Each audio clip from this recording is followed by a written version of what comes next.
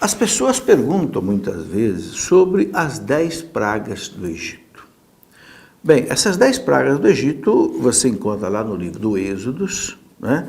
Aí a partir do capítulo 7 do livro do Êxodos, aquelas 10 pragas que Deus permitiu que atingisse o Egito porque o faraó não libertava o povo que estava ali escravizado no Egito, o povo judeu que foi para lá, desde o tempo de José do Egito, né, porque esse povo estava passando fome, vieram para o Egito, e aquele povo viveu 400 anos no Egito e se multiplicou muito, mas acabou se tornando escravo do faraó.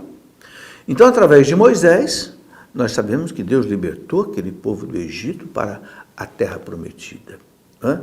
Mas o faraó não libertava o povo. Então, Deus teve que arrancar aquele povo do Egito, assim como nós dizemos, na marra, né? À custa daquelas 10 pragas. Quais são essas pragas, né?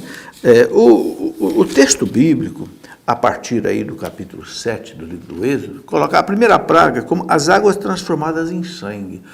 O rio Nilo teria se transformado em sangue porque o faraó não libertava o povo. E a gente sabe que o rio Nilo é tudo que o Egito precisa, porque toda a fertilidade do Egito vem do rio Nilo, né?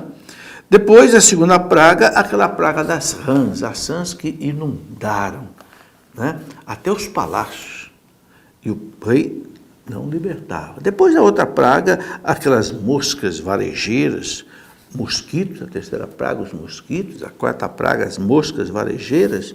Depois, a quinta praga, a peste também nos animais, que matava muitos animais.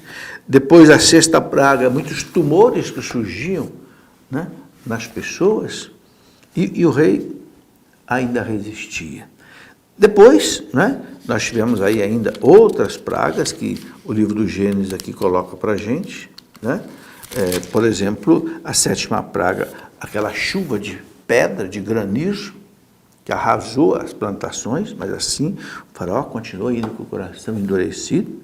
Depois vem a praga dos gafanhotos, que devorava as plantações, a oitava praga. A nona praga, as trevas no Egito. O Egito ficou às escuras durante 3 dias, mas o faraó, com o coração endurecido, não cedia. Até que vem a prova definitiva, a última prova, a 10ª prova, que é a morte dos primogênitos, do filho mais velho de todas as famílias dos hebreus morreram, inclusive o filho do faraó.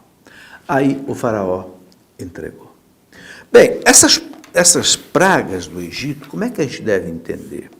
Bom, os bons teólogos entendem assim: eram fenômenos naturais, mas que Deus aproveitou e intensificou num determinado momento.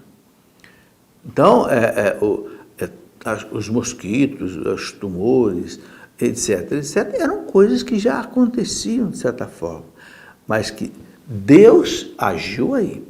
Não se pode negar, então, que houve um milagre. Então, Deus intensifica um fenômeno natural e transforma, de certa forma, num fenômeno sobrenatural.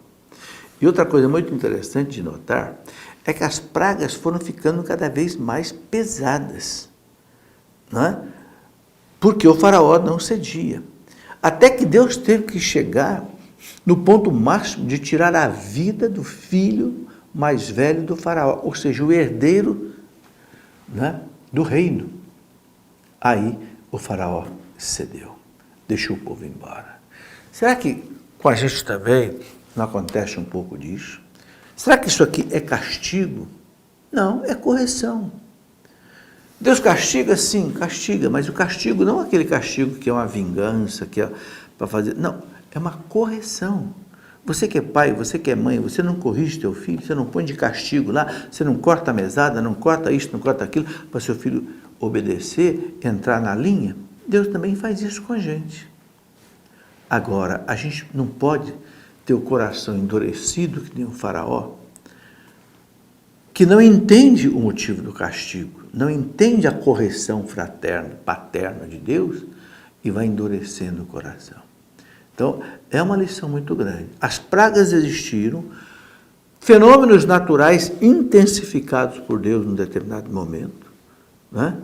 para que aquele povo fosse salvo daquela terrível escravidão.